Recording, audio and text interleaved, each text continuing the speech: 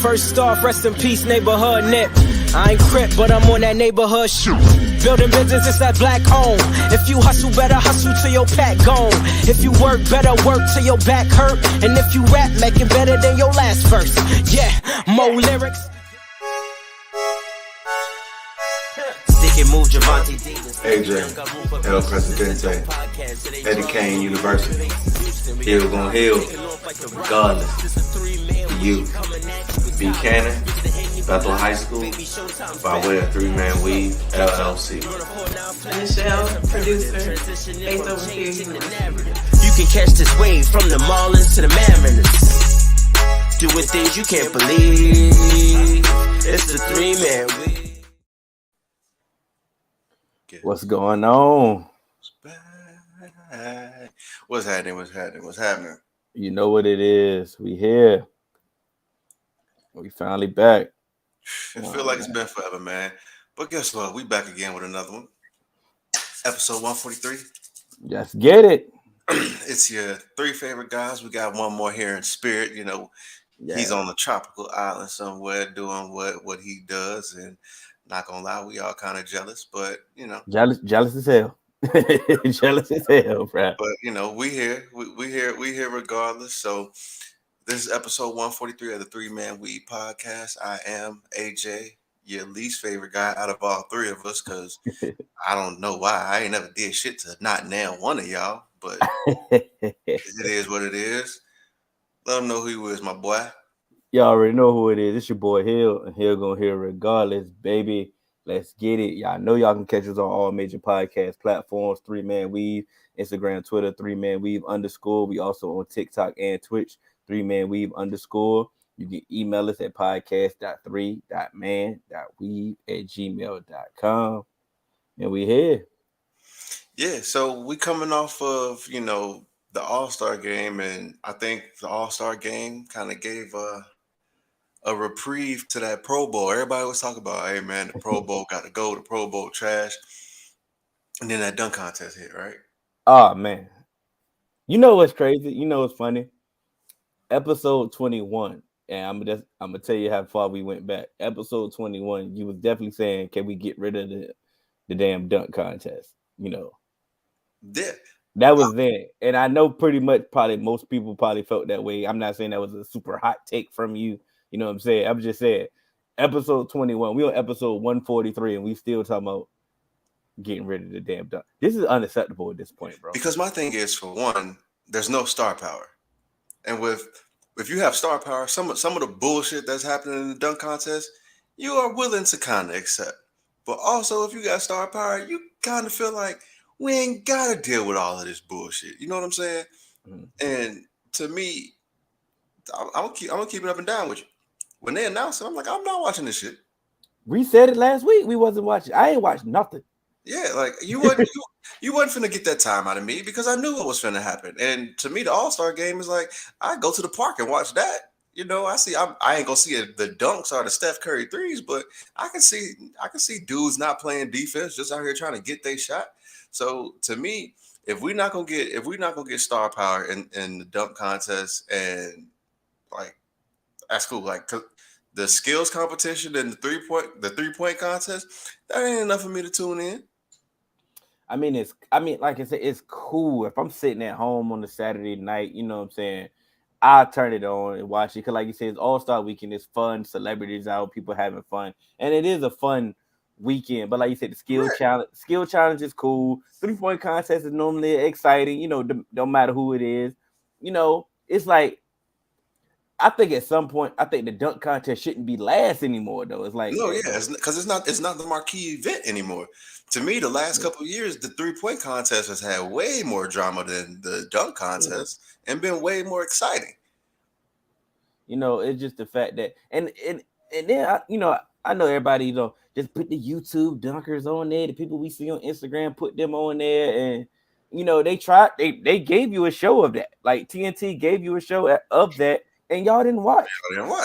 You know what I'm saying? So don't say y'all really want to see them, but they should be looking at some of those dunks and say, you know what?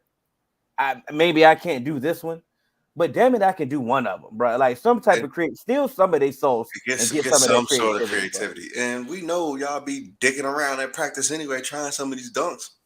Yeah, It's bro. unacceptable how many times they be out there trying to, knock these dunks down, yo. But we definitely gonna get away from this dunk contest. But who the hell told Cole Anthony that dunking in Tim's was a good idea? He got his whole group chat.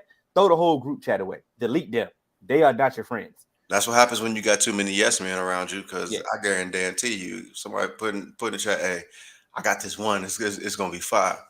I'm gonna going bring dunk out the in Tims." Yeah. I'm like, "Hey, bro, you gonna lose." We want to lose. You know what I'm saying?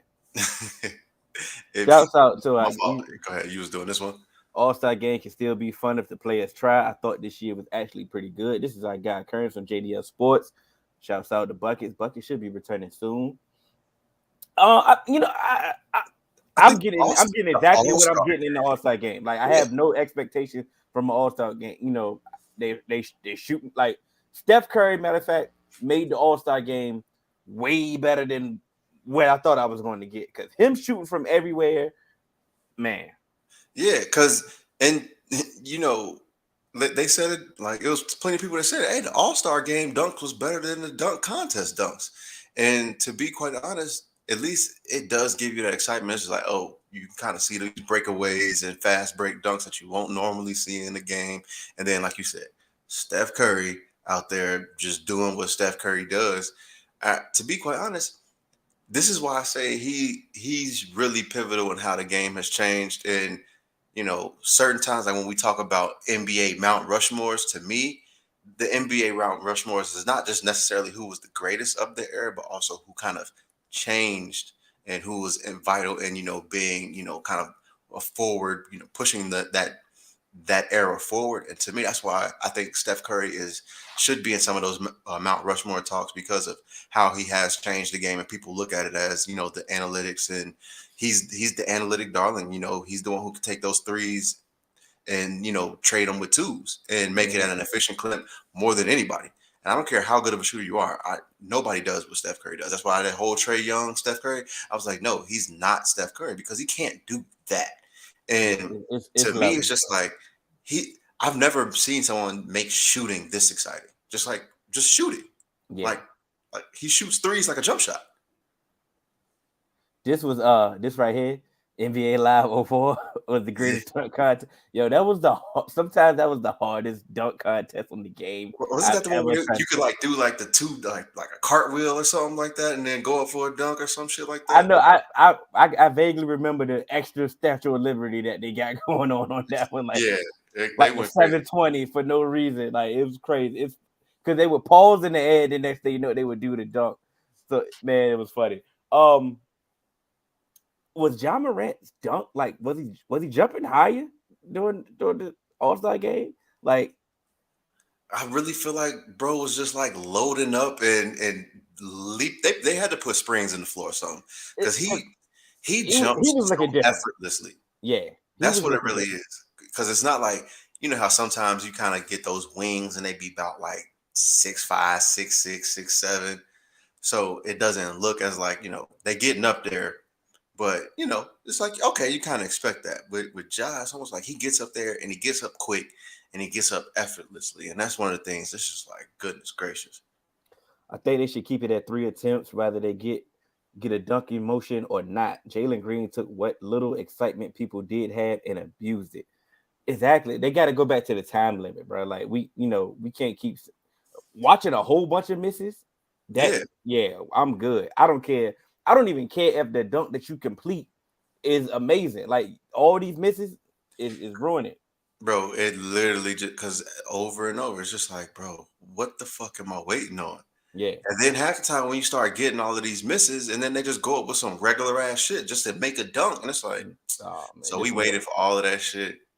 Like I'm trying to think of the last time where we looked at a dunk and we saw the miss and we was like, okay, I want to see him get this regardless of how many times it takes. I forgot who it was. It was somebody that we did end up seeing it, but it's like I can't remember if it was the Nate Robinson year or one of like something like that, or the Jason Richardson year, something.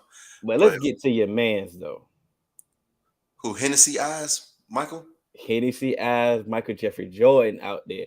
This is the happiest I've ever seen him in my life. Bro, I've never in my life seen him smile.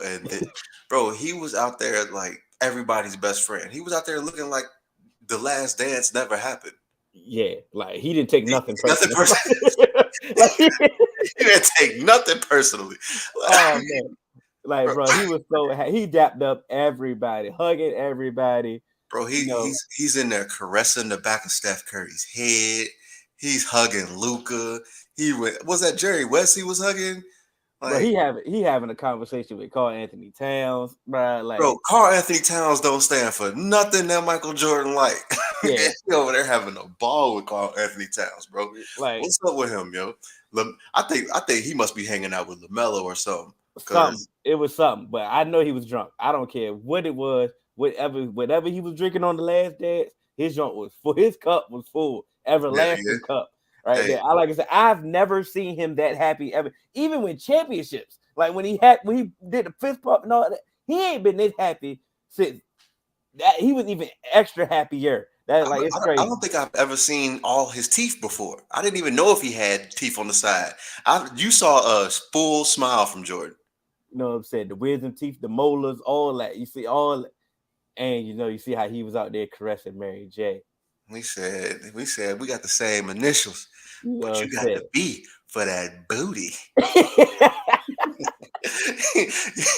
Boy, hey, I seen a meme that said this is every HBCU homecoming. That hug, that's that one that was like, damn, I ain't seen you in a while. You be out there like, hey, what you doing tonight? Oh, you going to the club? Oh shit, where you staying? What was funny was I seen the day before. I seen she had to go back on tour because she had to pay alimony for her ex-husband. She like, he trying to take all my money, so I got to recoup some of this money back. And I'm sitting there like, okay, you really letting MJ just fill all up on you. You trying to get some of this money back.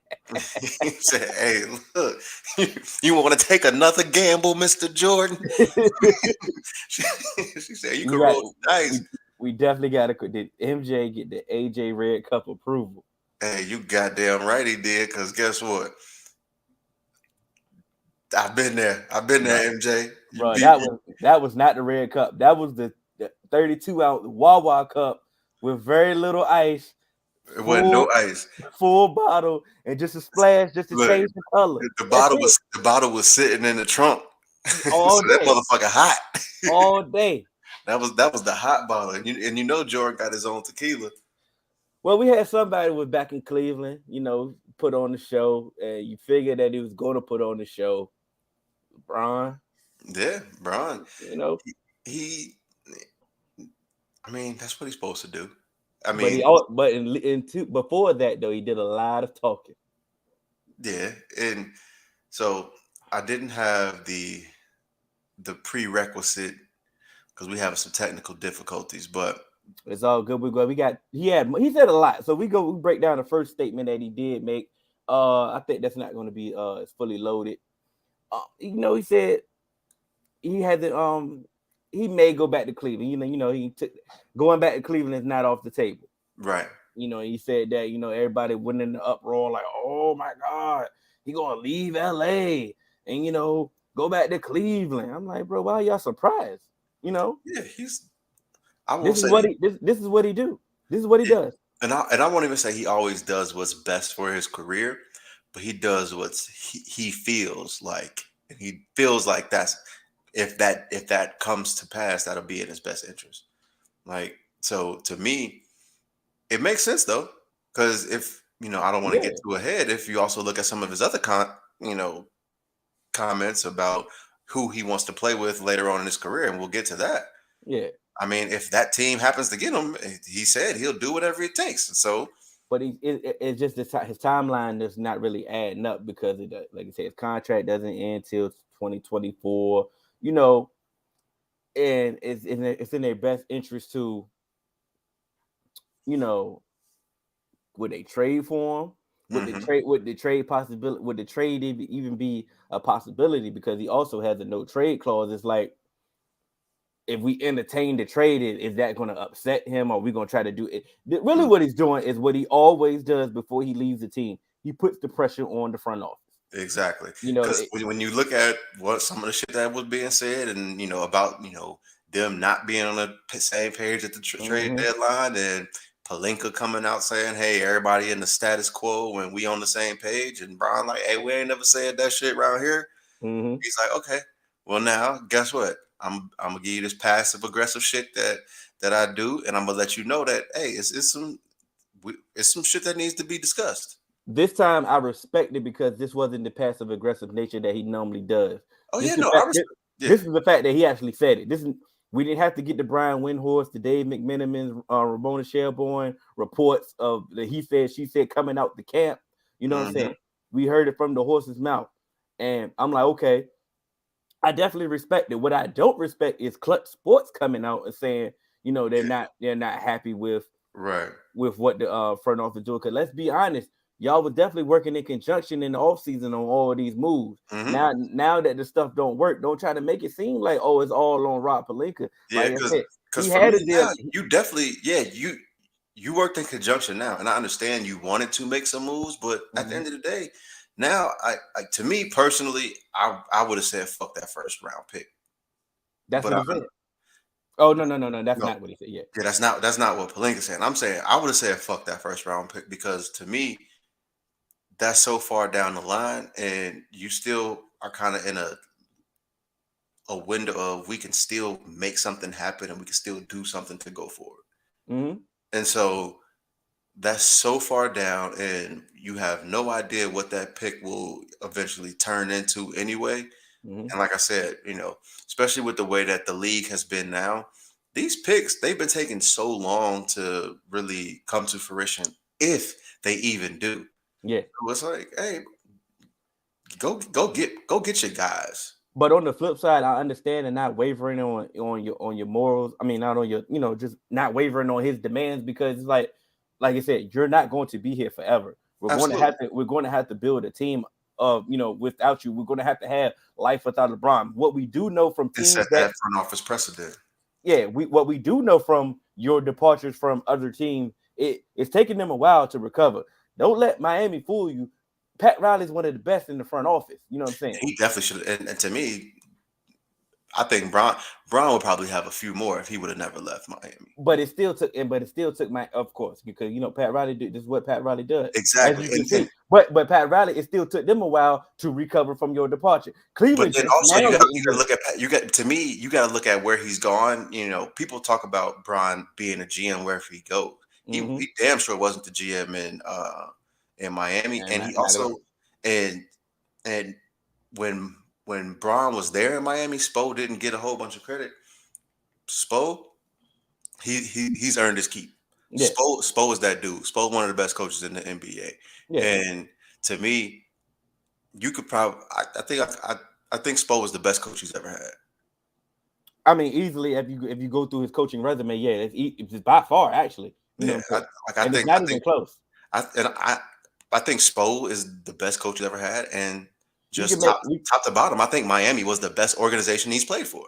I mean, that's not. I mean, that's not even close. I mean, it's not. It's not even close when you break down his career resume. I mean, but Yeah, the Lakers have given him everything that he's asked for. That's not. That's but to me, that's why I say it was the best that he's played for because they understood like, hey, okay, yeah, maybe you can get this, maybe you can get this, but we're not gonna give you everything you asked for because sometimes same shit we was talking about with James Harden. Half the time these dudes don't know what they be wanting yeah, because they get what they want and then it don't work out and then they be like, oh, I don't even want to be here no more because this shit don't work. yeah.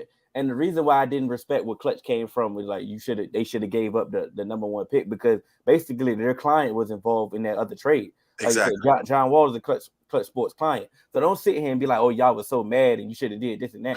Nah, I'm sitting there like I understand what Rob Pelinka in the front office was doing by not, caving under this pressure. And like you said, next offseason, you could be able to get rid of Russ, because he's on an expiring contract. We're going to have more cap space in 2023. Don't Mhm. just life after LeBron is definitely coming. So prepare yourself while also still going forward. So I'm not mad. Of course I want my team to win, but it is. Now let's get back to the other statement. Which caused a lot of uproar as always because once again it's LeBron. but it's something that was been rumored before. But once again, I respect it because he actually said it. He said, "I want to play with my son, and whoever drafts him, go get some. I'm going to play with my son." So cool. So Nothing wrong with that.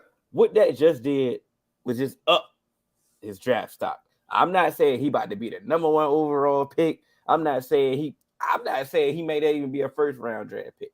All I'm saying is it upped his draft stock. It gives you something to think about. It gives you all y'all do is live off NBA rumors anyway. You always think about the year ahead anyway. So all it do is putting you in position to make an acquisition. Because here's my thing. Think of it like, even if you're not necessarily a championship team just right now, but say you're maybe a 6 seed, 7 seed, and you think, okay, we have these pieces. We got shooters, we got guys who can play defense, stuff like that. We don't really have nothing to put this all together.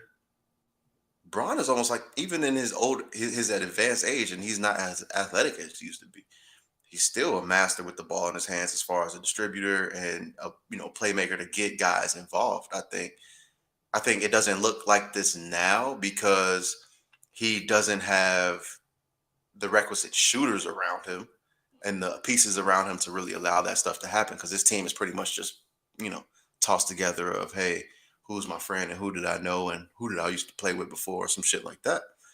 But it's certain things that could happen that could even if you get an old ass Bron, that can elevate your team to possibly a top seed. Like, think about I won't even say the team that I was gonna say, but think about like Bron go to like the Hawks or something like that because they got Bronny.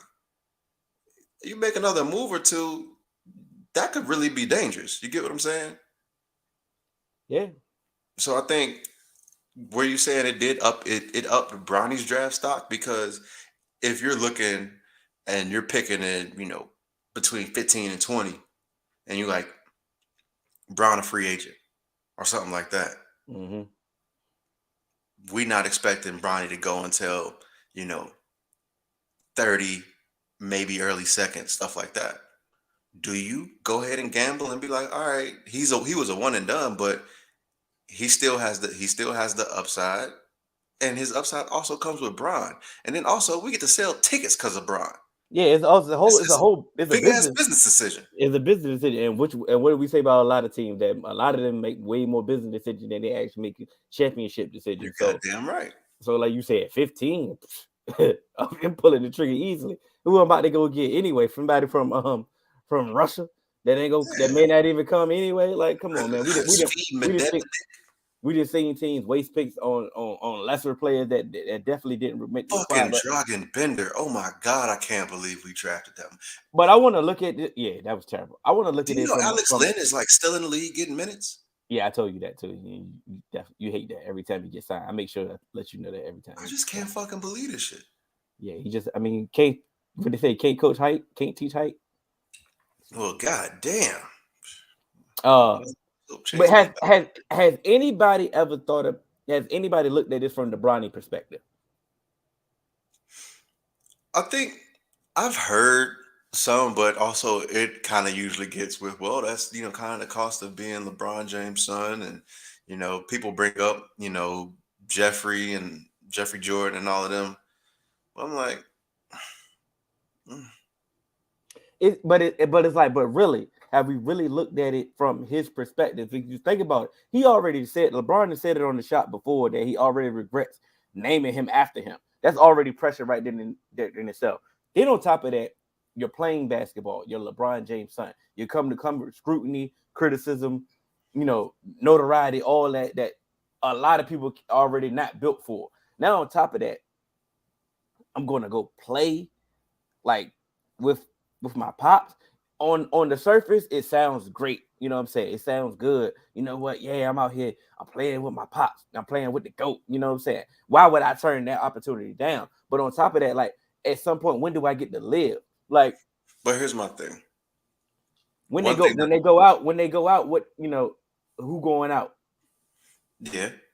But also, what I will say is, I get everything that you're saying, and that does all make sense. But it also comes with a little bit of, all right, it's a little bit of grooming too. Because now, yeah, you've seen his dad been at all his high school games. His dad's been there, but also it still ain't necessarily like everything has just been given to Bronny. Bronny has had to grow. Bronny didn't go and walk into Sierra Canyon and just, oh, you're Bron's son, so let's go ahead and just put you in the starting lineup and make you our star player and shit like that. God damn, why? And no, stop talking to me about Alex Lynn. Y'all fucking me up. Bro, no, you didn't. Nobody killed on 2K with Alex Lynn unless you were playing on rookie. But it's like not necessarily that anything could necessarily prepare you for the situation, but the fact that you are LeBron James' child and you are in this social media age, you are in this microwave media society, you do kind of see it all and you do kind of hear it all, and he hasn't crumbled under it yet. Yeah, that's And fine. and even under like, and to me, it's a lot harder, when you're such at a younger age to me, because he's still in those developmental years. He's a teenager. He's highly just, vulnerable to some of that stuff that he's saying. He's still learning about it. But as he gets older, I think it almost kind of gives him a hardened shell and tougher skin.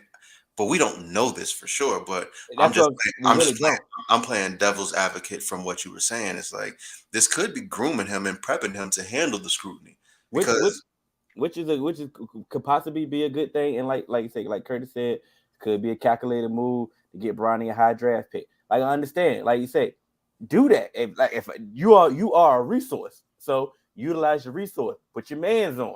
Hey, this is your man. This is actually your little man. Put him on. I understand the move, and I like I said, I applaud the move from that perspective. But look at Lonzo. mhm. The moment that LeVar shut up and he got out of LA, Lonzo actually became a good player in the NBA. You But then know what I'm saying? also it wasn't necessarily like, to me, it wasn't like when LeVar shut up. It was also, I think he just got into a better situation also. I wouldn't. Yeah, okay, you can say that. I'm not gonna 'Cause- argue that. Yeah, because to me it's like we knew Lonzo was good. Hmm. Lonzo had talent. But also to Yeah. me, it was things that Lonzo, like to me, I didn't think when Lonzo got drafted that Lonzo would just come in and be the guy. You could tell by Lonzo's game. Everybody knew Lonzo had to fix his shot. Lonzo had to get better with this. Lonzo came in. He was, a good ball handler, good distributor, and played hard defense. He had to develop on the offensive end.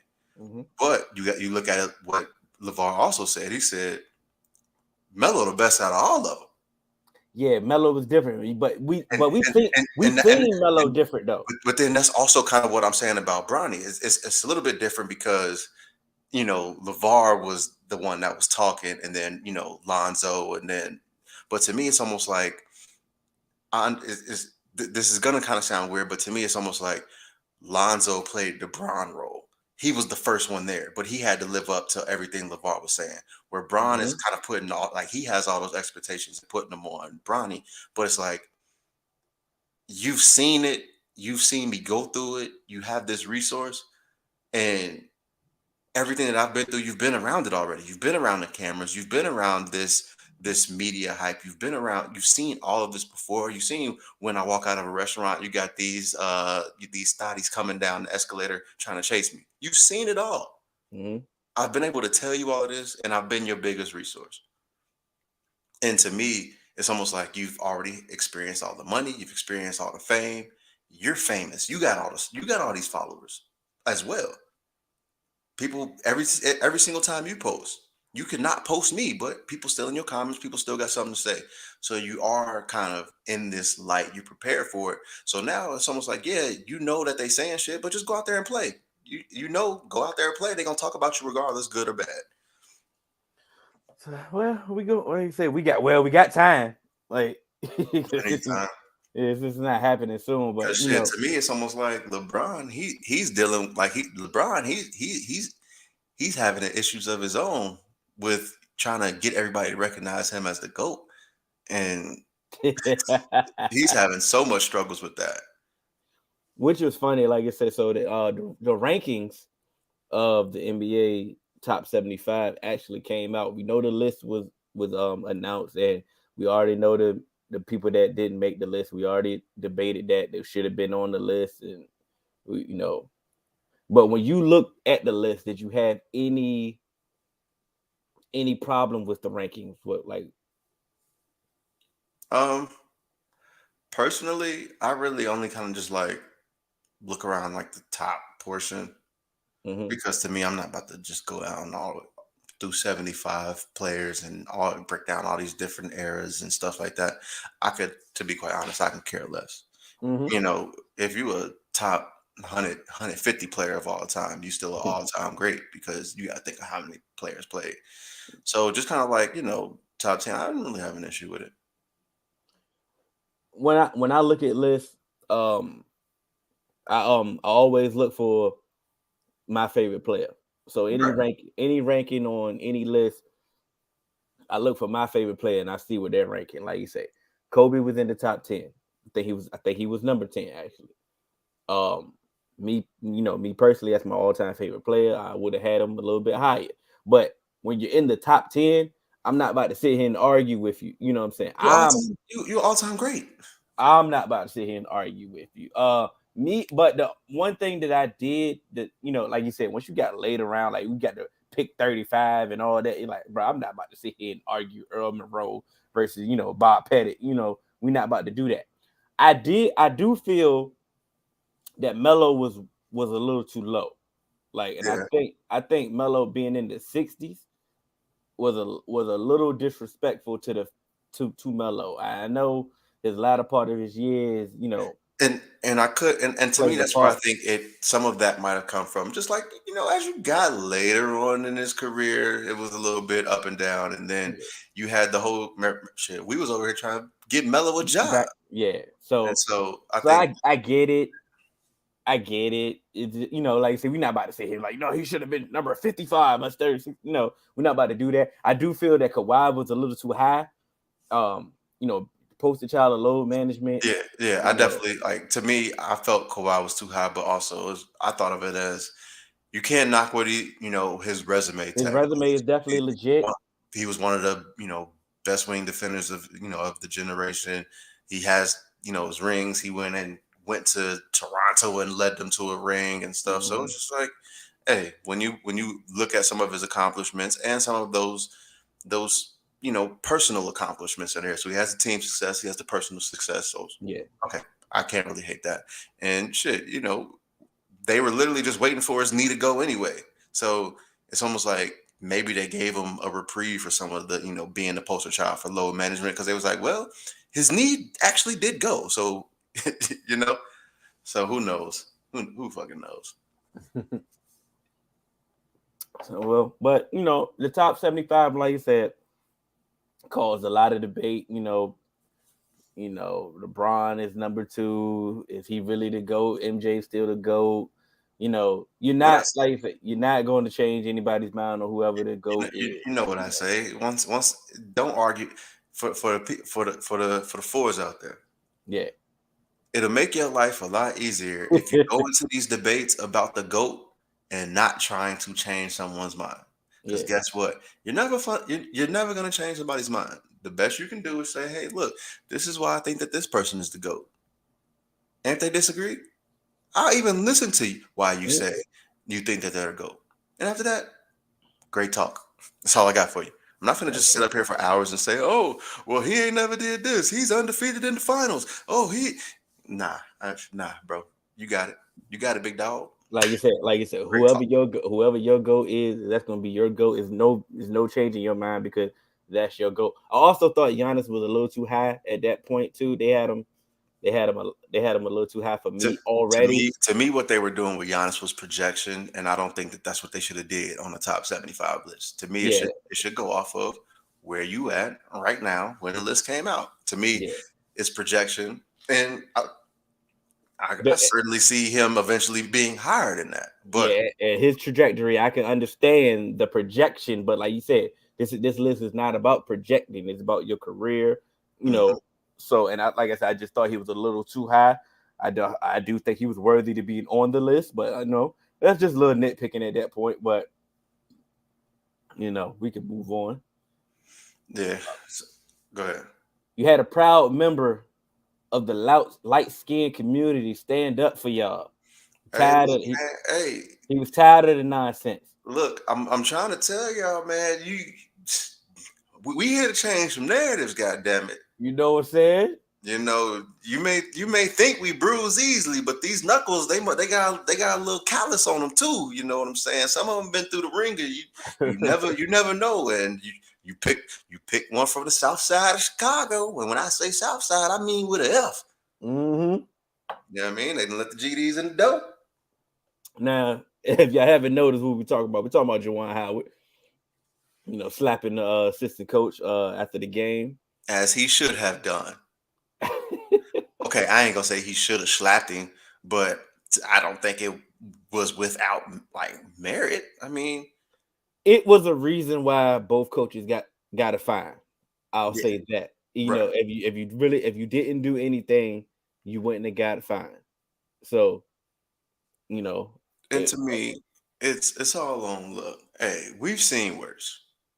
Well, before you say that, let me say this. Juwan was wrong. Oh, he was wrong. He was wrong. Say you are a leader of men, you are a leader of young men, you are a college head coach. You're supposed to be an example. If one of your players were to do that, you would be upset. So, like I said, you have to, show restraint. You have to just do whatever you got to do, unless something was said that was really egregiously over the line. Then you take matters in your own hand. But like I said, you were wrong. You hold yourself accountable. You were wrong. Now that we got the maturity out the way, let's get to it. Hey, don't fucking touch me, bro. Plain and simple.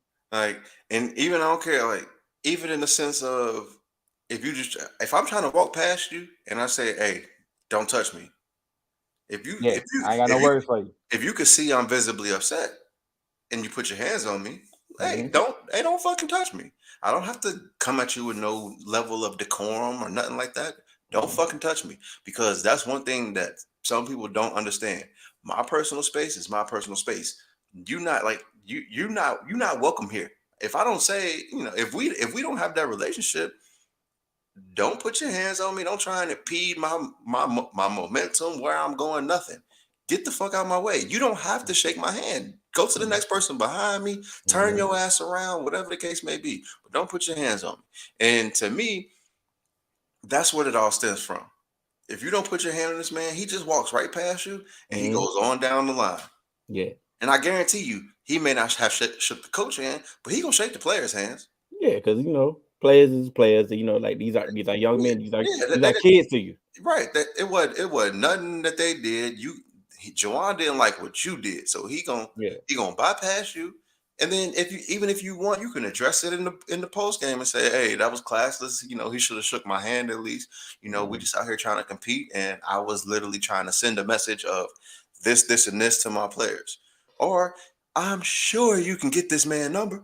Now, the classic overreaction that I've definitely seen is he should lose his job. Yeah, that's the part. Like I said, now we've seen way worse. We've seen coaches fighting during halftime, not even get kicked out the game. We've seen people go at it after the game. We've seen people fight. We've seen slaps. We've seen way worse. Don't let 2022, gas you up and be a prisoner of the moment. Or he should lose his job.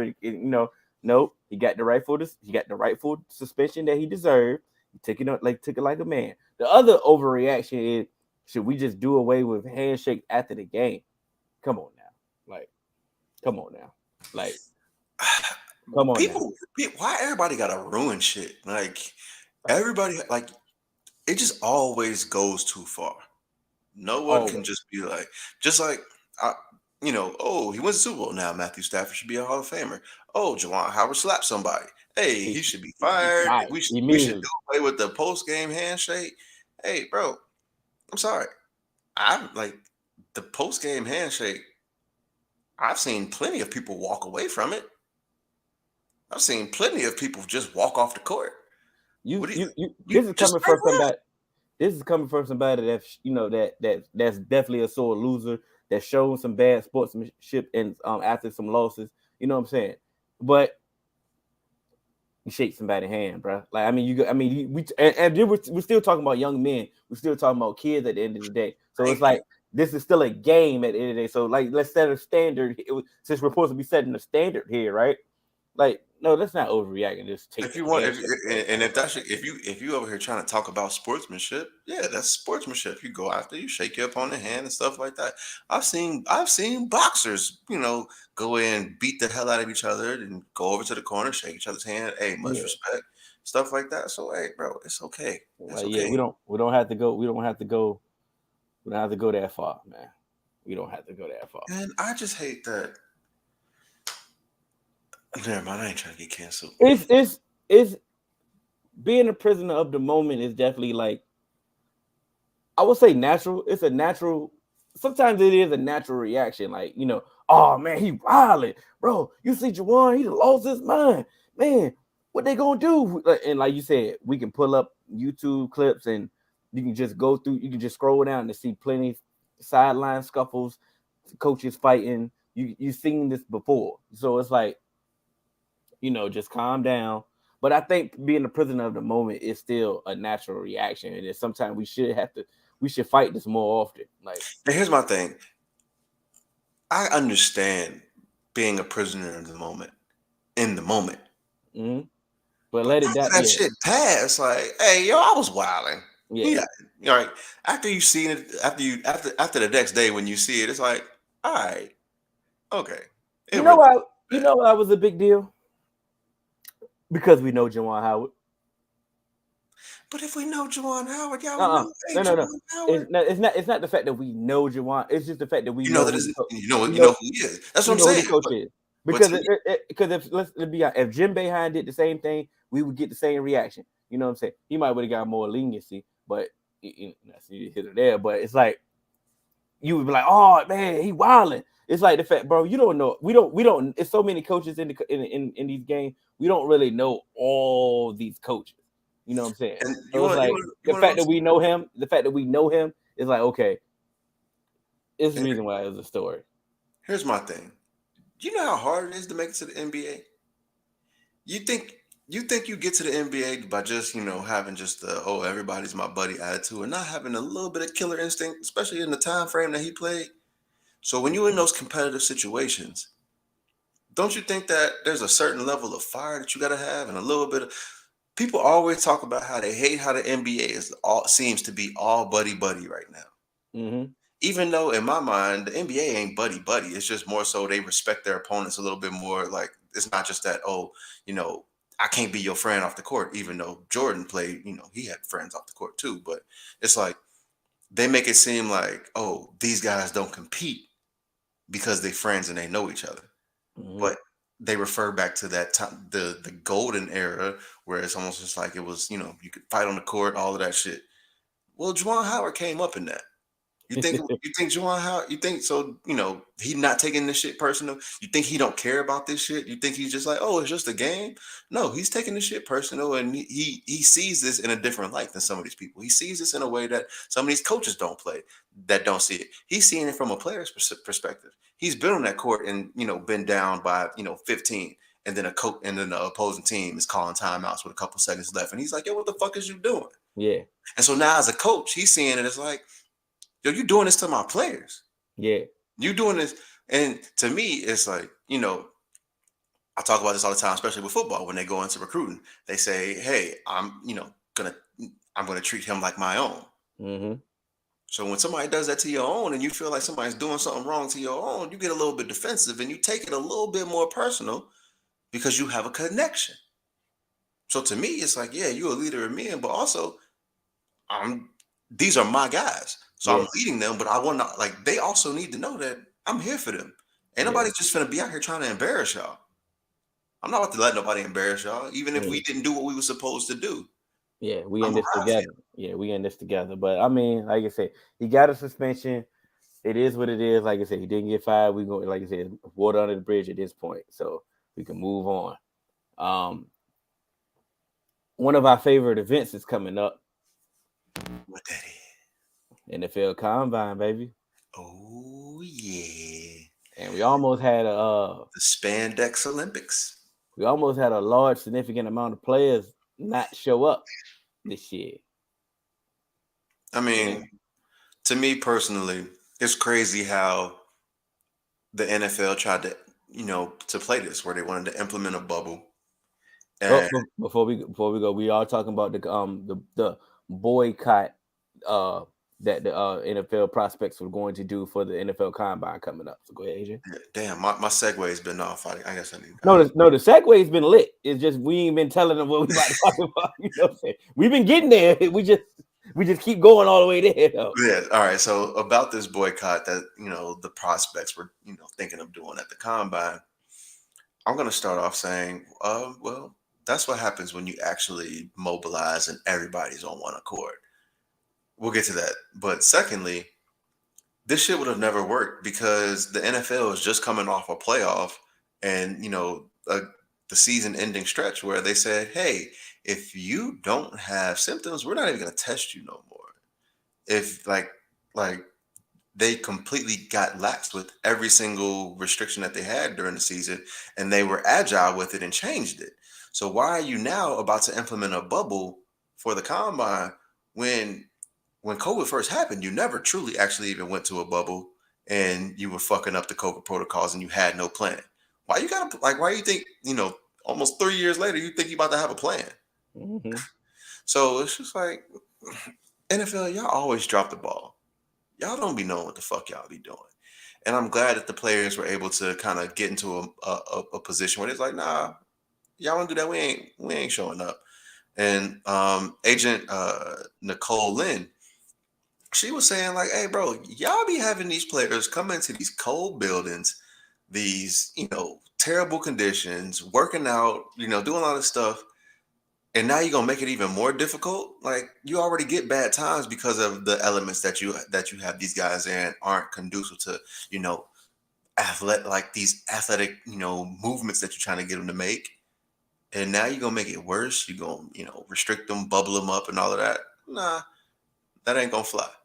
And so I'm glad the NFL was like, hey, we fucked up. We tried. See what the funny thing about it was where when I first heard the boycott, I'm like, okay, players, I understand. Y'all want your trainers there with y'all so y'all can, put on the best performance with y'all, That's money. Of course you do.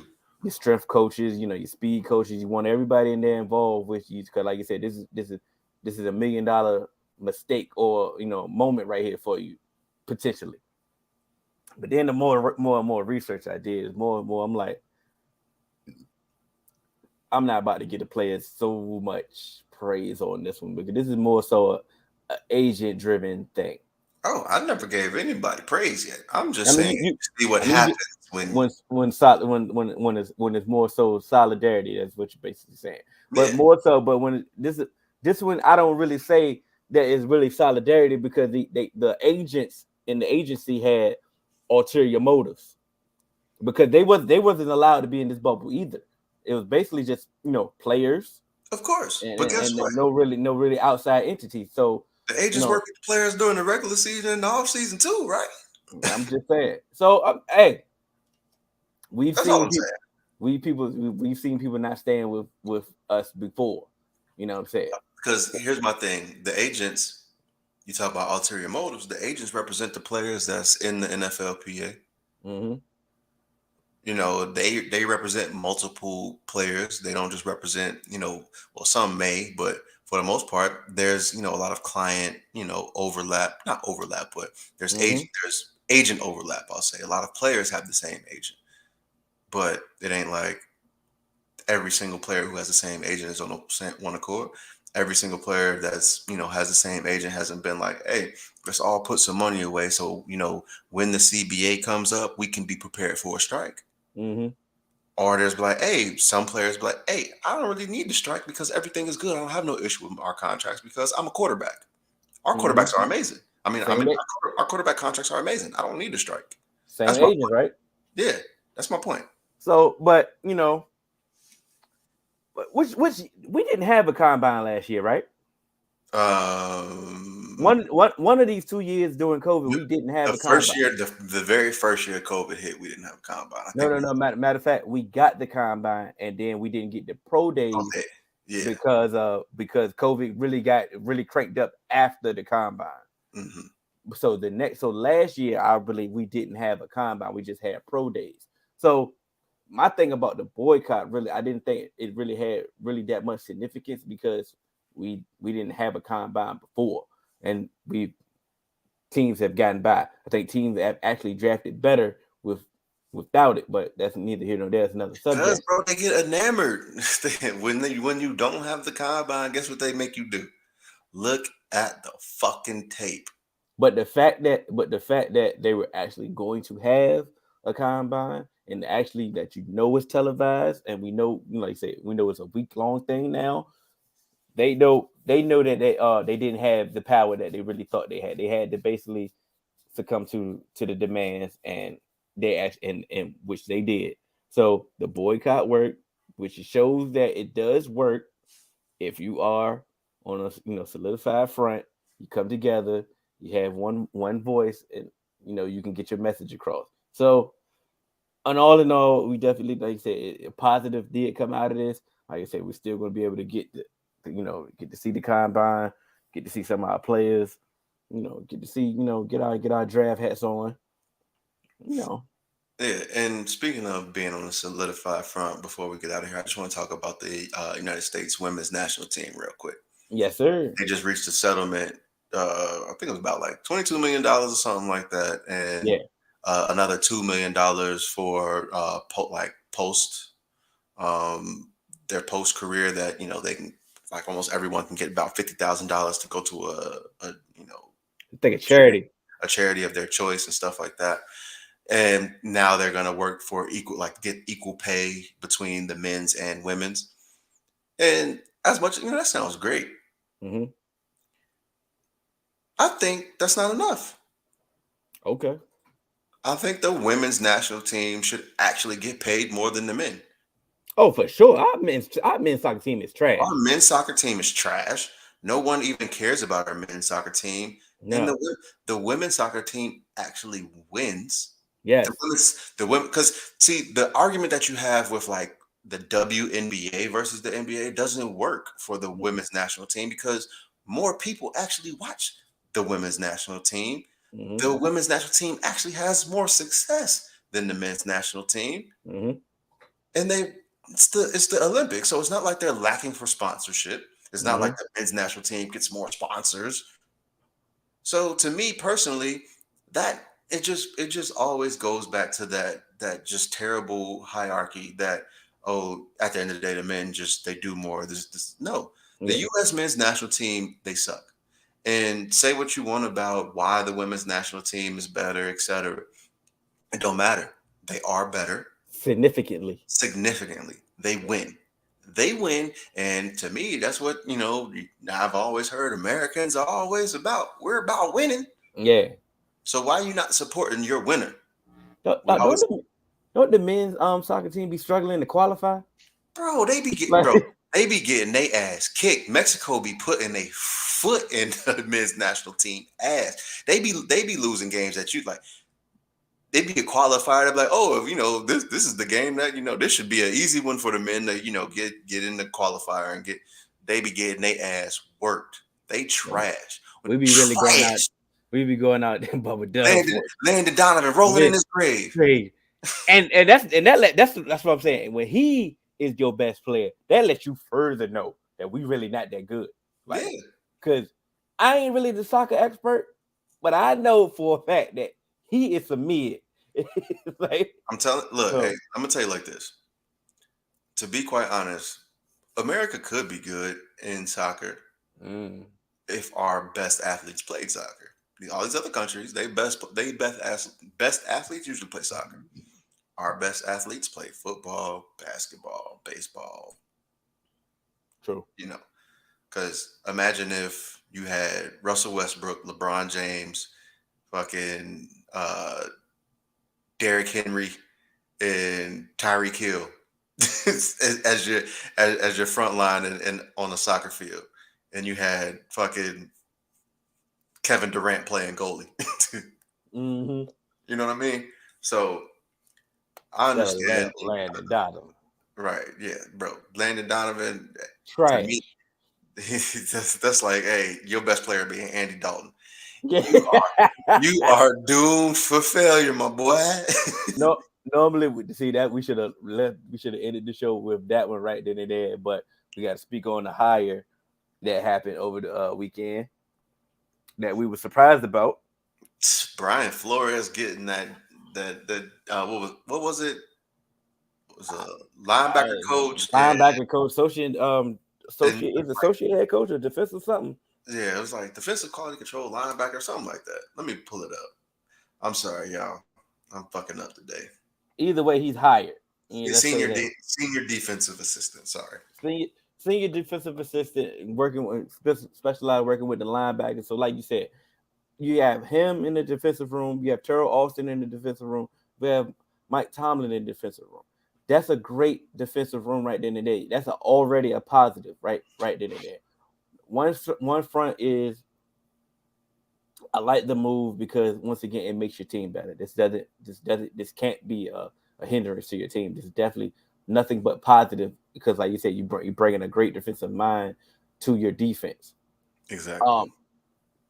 I like to see that. I mean, we can say call it what it is. I like to see giving the man a favor.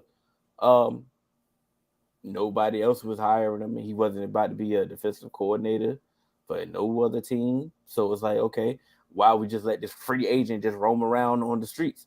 No, Yeah. let's get him in the building. Let's get him in our building actually, and let's get better as a team. And then, quite honestly, this shit is gonna blow over one way or another. And when it does, you can put him on staff however you want or do whatever you want. And guess what?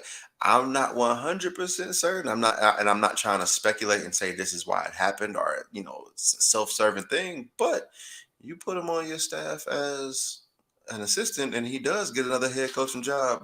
You get some picks. Like I said, what did we say? Work the system. We are not accusing the Rooneys of doing this, but I'm just saying, if you're going to do it, it's a perk. Like I said, if you're going to do it, finesse the system. You know what I'm saying? I mean, why not? I mean, honestly, but let's give them the respect. If it takes it's called the Rooney Rule. So of course you would make a hire of this magnitude because this is what you set out to do. But like you said, now that you're giving compensation for grooming minority coaches. Yeah, finesse the system. I'm not mad at that at all. Like you said, if you're gonna lie to me, make it sound good. I don't know. Lie to me. Not even accusing the Steelers of lying. Like I said, this is just a no-brainer move actually to bring him into your staff. But think about it. You talk like you mentioned of that defensive room. Mm-hmm. Say Terrell Austin, has he's the defensive coordinator, and this is a top 5 defense. Someone wants to bring him in. Mm-hmm. You could potentially lose Terrell Austin and Brian Flores in the same season. What you going into the draft with that next year? You know what I mean? Double up. You dig what I'm saying? So to me, it's like, hey, I don't see. It's not like this is going to be a move that hurts. I don't see this ending badly. We hope. They still don't have a quarterback. Yeah. So ain't no telling what the team overall will look like. But I like the move. Can't say anything, but I like the fact that Tomlin is putting action towards his comments. Like you said, he was very adamant about Eric Bieniemy not being hired. So it's like, why don't Eric Bieniemy have a contract? Yeah, we're definitely gonna ask Joe about that. But like I said, Mike Tomlin was definitely adamant about Eric Bieniemy getting hired, and but we took that with a grain of salt because, like you said, you don't have anybody with prominence on your staff in position, to get hired in, those positions. So how can you talk about that? And now he has, multiple people in position. So it's like, you're putting action towards your words. So commendable. Not mad. Like you said, you get your criticism, you also get your flowers here. So, Exactly. it is what it is. Can't say anything bad about the move. But it's episode 143, What's up, Eric?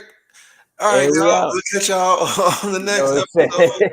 Eric, we'll see you next time, my boy. And this is episode 143, 3-Man Weave. I'm AJ. That's Hill. Cannon out there with a Bahama mama somewhere. And we out. Shouts out to the Fours.